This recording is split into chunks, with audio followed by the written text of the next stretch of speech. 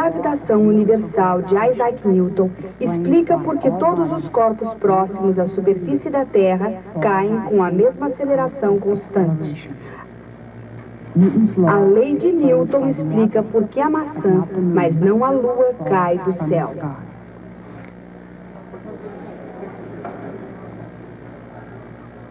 "50 anos após a sua ocorrência, Isaac Newton disse a alguém que sua grande descoberta estava relacionada com a observação da queda de uma maçã de uma árvore. Essa história tornou-se parte do nosso folclore. Gostamos dela por ser uma história tão comum. A lei das maçãs caindo da macieira. Isso nos faz lembrar ainda de outra história, sobre outra maçã. Aquela da árvore do conhecimento que nos obrigou a deixar o paraíso. Bem, a maçã de Newton, verdadeira ou não, permitiu-nos escapar da própria Terra. É claro que o grande feito de Newton não foi demonstrar que a gravidade faz as maçãs caírem. Pega lá. É claro que todos sabiam disso.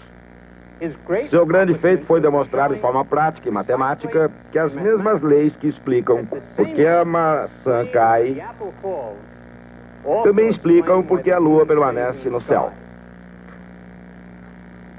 Essa foi a chave para a explicação do universo conhecido naquela época. Os detalhes são difíceis e importantes. Logo chegaremos a eles, mas não hoje. Hoje, gostaria de explicar-lhes como ele inicialmente racionalizou o problema e como provou que estava certo. Obteve uma precisão de 1/20 de polegada. O primeiro 20º de polegada da viagem do homem à Lua.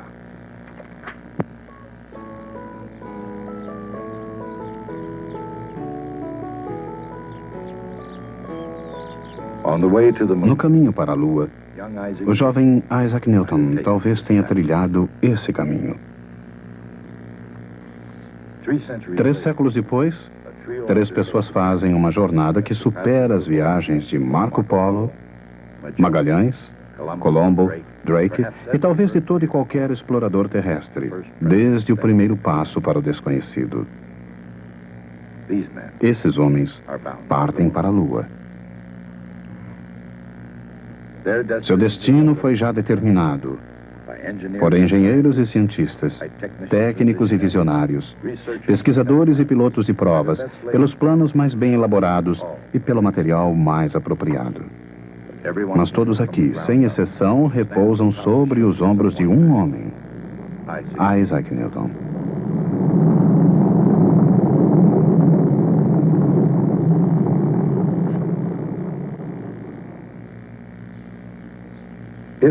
Se é verdade que uma maçã influiu na obtenção da lei da gravidade de Newton, isso deve ter acontecido em Lincolnshire. Naturalmente, a história é escrita com base em muitas suposições. Por exemplo, se Newton não tivesse retornado à fazenda da família em Woolsthorpe Manor, talvez não tivesse descoberto coisa alguma. Isto é, nada além da terrível peste negra de Londres. Em 1665 e 1666, o número diário de vítimas era tão grande que mal podia ser contado. A peste era horrível demais para ser imaginada.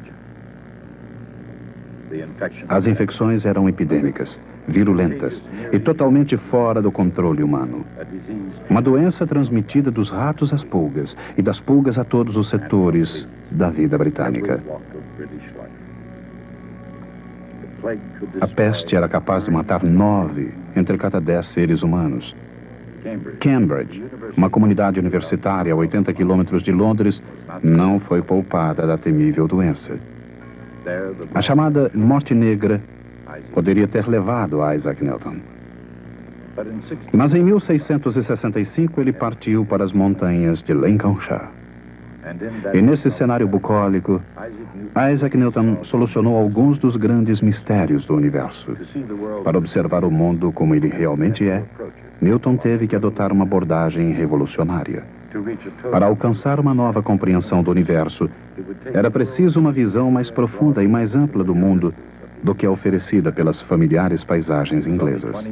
Para alguém de 22 anos, ainda não formado, para um jovem que jamais havia ido além de Cambridge, o universo era um imenso desafio.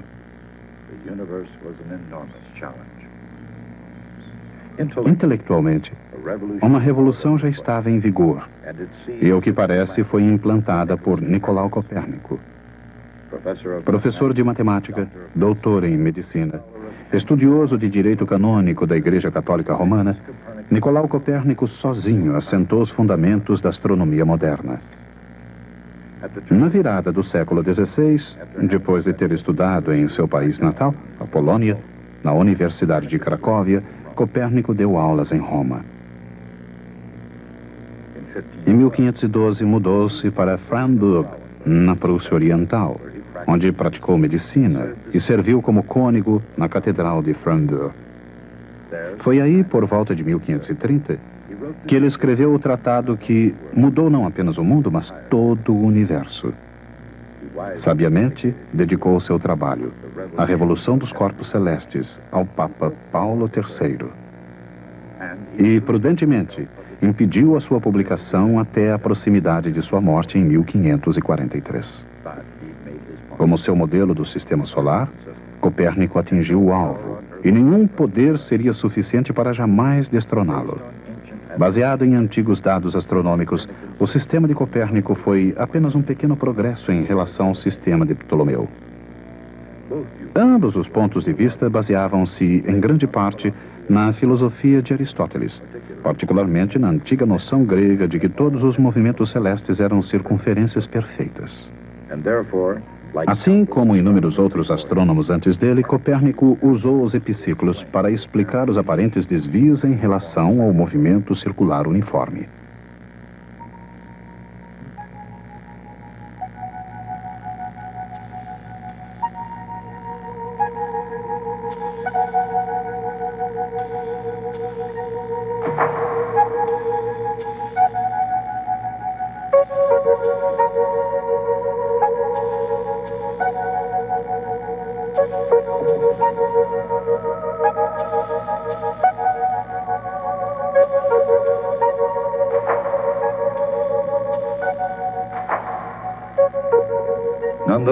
No entanto, Copérnico colocou o Sol no centro do sistema solar e pôs todos os outros planetas, incluindo a Terra, girando em volta dele.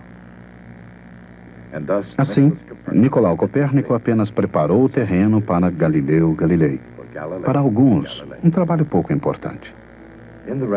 Na Renascença, o sistema de Copérnico era um perigo evidente, mas apenas em termos teóricos. Mesmo que os astrônomos tivessem desejado se opor às posições aristotélicas da Igreja, ninguém teria sido capaz de provar que os planetas giravam em torno do Sol. Além disso, ninguém tentou. Pelo menos, não até que Galileu direcionasse o seu intelecto a essa tarefa. Tendo em mente as ideias de Copérnico e dispondo da mais moderna tecnologia da época, Galileu desenvolveu alguns conceitos revolucionários. Utilizando planos inclinados e imaginando o mundo num vácuo, ele deduziu a lei da queda dos corpos. Todos os objetos caem com a mesma aceleração constante. Ao mesmo tempo, imaginando um mundo sem atrito, essas experiências conduziram Galileu a uma outra conclusão extremamente importante: a lei da inércia. Sobre uma superfície horizontal lisa, uma bola em movimento jamais chegaria ao estado de repouso. Como todos os objetos sobre a Terra, ela manteria o seu movimento, a menos que alguma coisa alterasse o seu curso.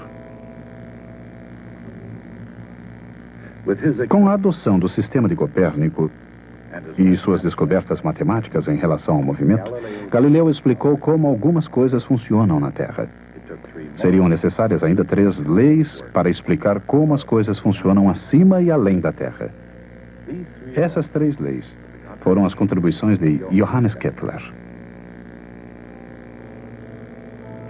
A primeira lei de Kepler atribuía às órbitas planetárias uma forma nova, não circular, e colocava o Sol um pouco fora do centro.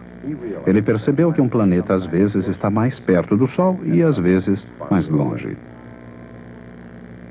De acordo com a segunda lei de Kepler, quanto mais próximo um planeta estiver do Sol, mais rápido ele se movimenta. E quanto mais longe, mais lentamente ele se move.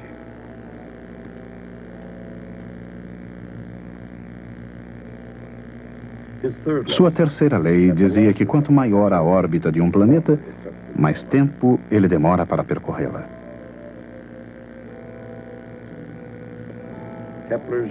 As 3 leis de Kepler descrevem o céu com uma precisão sem precedentes.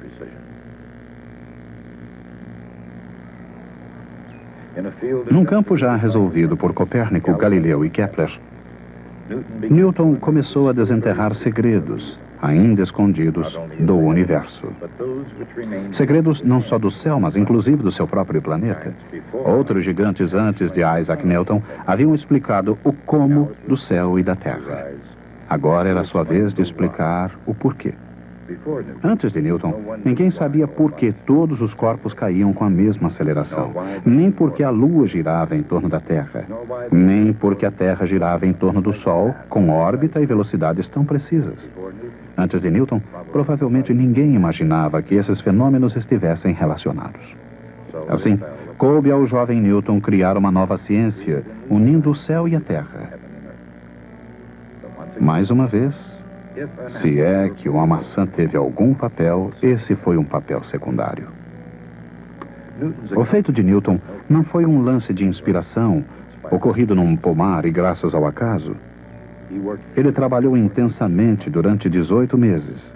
E mesmo assim, 20 anos ainda se passariam antes que os frutos do seu trabalho fossem publicados. E quase 300 anos iriam se passar até os segundos finais de uma contagem regressiva. Lançado dos ombros de Newton, o homem pôde finalmente deixar a Terra, livrando-se dos grilhões da gravidade. A força da gravidade não é uma barreira desprezível. Ela pode ser observada no esforço tremendo exigido para vencê-la. Mas os homens conseguiram ser lançados em direção às misteriosas regiões da Lua. Apenas admitir a importância da gravidade não é o suficiente. É necessário saber como ela realmente age. Newton supunha que 2 partículas de matérias se atraem mutuamente. A força dessa atração é proporcional à massa de cada uma dessas partículas. A força diminui com o quadrado do inverso da distância entre os 2 corpos. Essa lei pode ser representada como uma equação vetorial, com uma constante de proporcionalidade representada por G. G é sempre o mesmo para quaisquer 2 corpos do universo.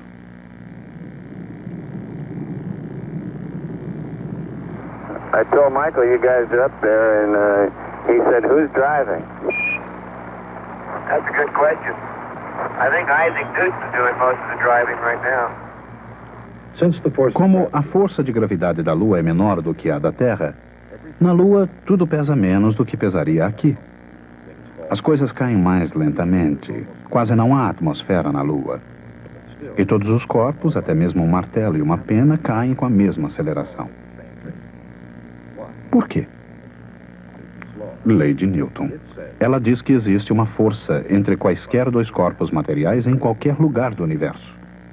Portanto, toda partícula material do astronauta é atraída por toda a partícula material da Lua.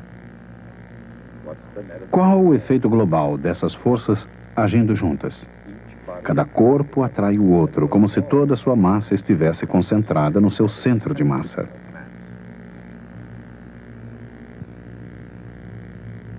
A força que a gravidade da Terra exerce sobre uma maçã, por exemplo, é menos G, vezes a massa da maçã,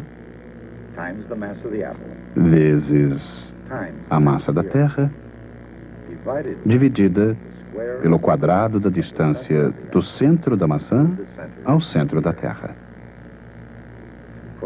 Para todas as finalidades práticas, essa distância é o raio da Terra. Mas força é também massa vezes aceleração. Assim, quando se igualam as equações, a massa da maçã se cancela da equação, deixando uma aceleração que não depende da massa da maçã.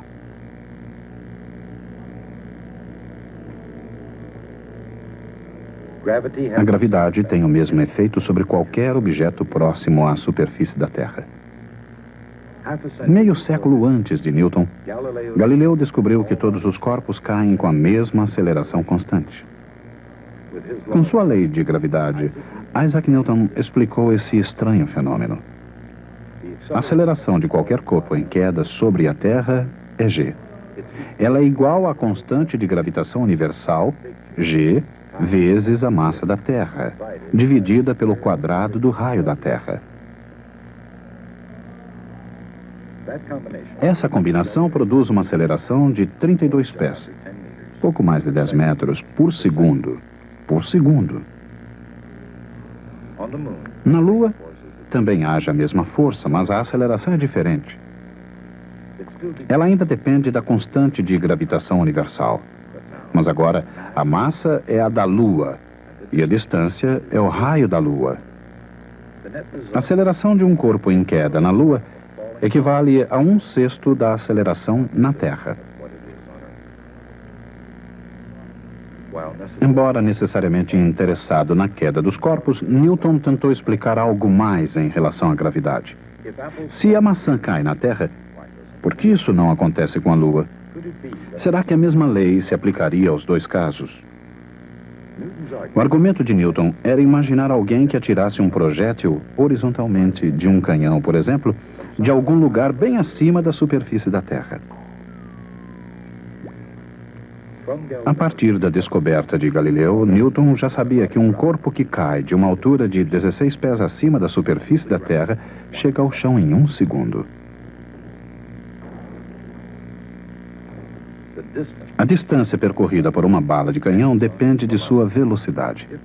Caso o projétil deixe o canhão a 30 pés por segundo, ela percorrerá 30 pés na horizontal antes de atingir o chão, 1 segundo mais tarde.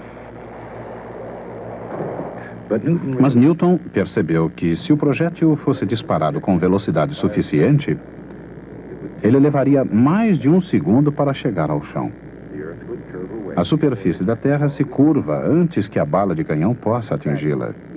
Na realidade, ele imaginou que uma coisa que se movimentasse com essa rapidez nunca chegaria a atingir o chão e ficaria caindo para sempre, já que o solo pareceria fugir dele curvando-se para baixo.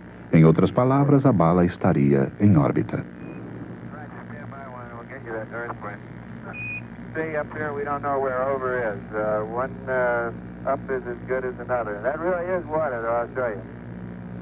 Zero G, ou ausência de peso, não é na verdade ausência de gravidade.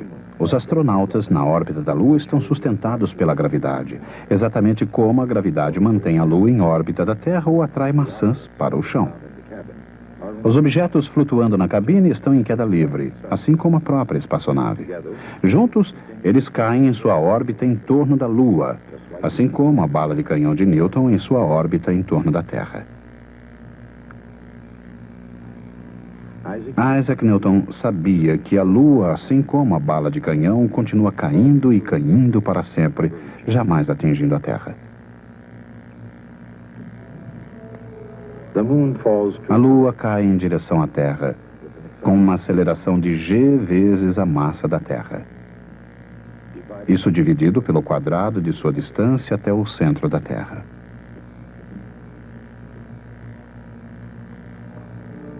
A fórmula é a mesma usada para a maçã ou qualquer outro corpo da Terra, com a diferença de que a distância não é o raio da Terra. Neste caso, a distância é muito maior, da Terra à Lua. A aceleração da queda da Lua é menor do que a aceleração da queda da maçã. É igual ao raio da Terra, dividido pela distância até a Lua ao quadrado. Esta razão é um número bastante pequeno. Matemáticos gregos calcularam a distância à Lua como 60 vezes o raio da Terra. A Lua deveria cair mais lentamente do que a maçã, de um fator 60 ao quadrado, ou seja, 3.600 vezes. Como uma maçã cai 16 pés em 1 segundo, Newton concluiu que a cada segundo a Lua deveria cair 16 pés dividido por 3.600. Essa distância equivale a 1/20 de polegada. Essa era a previsão feita pela teoria da gravidade de Isaac Newton. O próximo passo crucial era comparar a teoria com a realidade. Em outras palavras, a questão enfrentada por Newton era a de determinar que distância a Lua realmente cai por segundo. Como poderia ele obter a resposta a partir do que já se sabia sobre a órbita da Lua? Ele sabia que a órbita da Lua é quase circular e que ela percorre essa órbita em quase um mês. Segundo a lei da inércia, a Lua não quer percorrer uma circunferência. Ela quer se movimentar em linha reta, tangente à circunferência. Em um segundo, ela percorreria 40.281 polegadas ao longo dessa linha.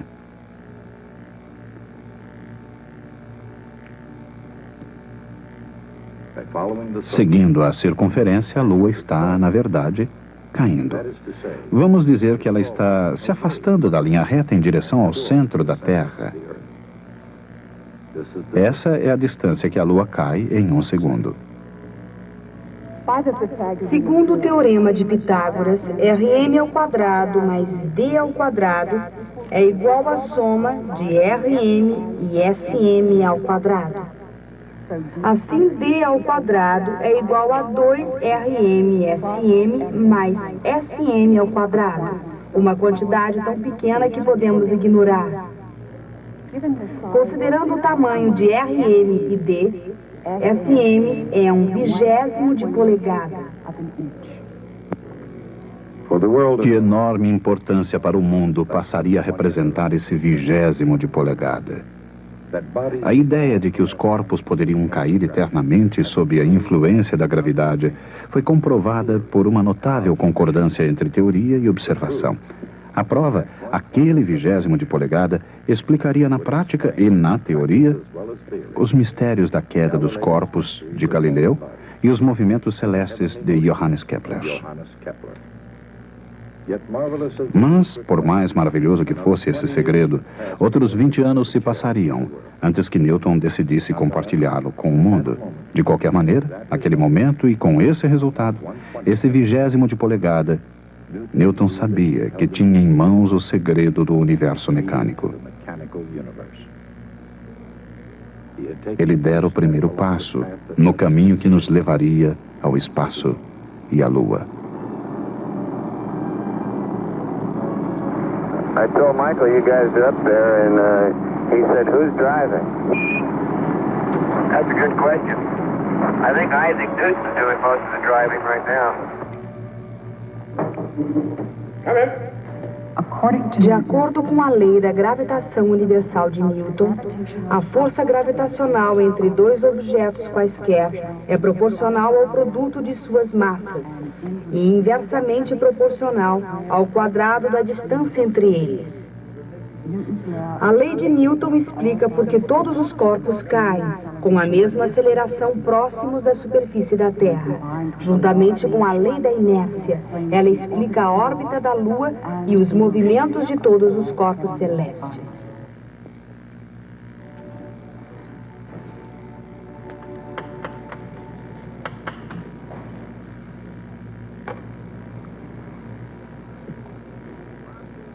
O fato de que esse 1/20 de polegada é igual a esse outro teria sido suficiente para justificar uma vida de trabalho de qualquer cientista, mas não a de Isaac Newton. A lista de suas descobertas matemáticas e científicas nos deixa absolutamente sem fôlego. Por outro lado, nem tudo que ele fez nos parece respeitável. Ele praticou a alquimia, a cronologia bíblica e várias outras atividades arcanas que lhe pareceram tão legítimas quanto a física que admiramos. Em 1696, ele enlouqueceu. Uns acham que isso foi provocado por envenenamento com mercúrio, uma consequência talvez de suas experiências de alquimia. Alguns indícios disso foram revelados pela análise química do seu cabelo. Outros acham que isso é perder-se em minúcias, pois no caso de Newton não havia muita diferença entre loucura e sanidade. De qualquer forma, em 1703 tornou-se presidente da Royal Society, um cargo que ocupou durante os últimos 24 anos de sua vida. Comparados a seus feitos, no entanto, os detalhes de sua vida não vêm ao caso. Ele nos ofereceu não apenas descobertas científicas, mas uma visão coerente de como o universo funciona e por que funciona dessa maneira. Essa visão tem dominado todo o pensamento ocidental desde a época de Newton até nossa própria época. É claro que ele era um ser humano com defeitos, talvez além do normal, mas foi também gigante, quase sem paralelo na história.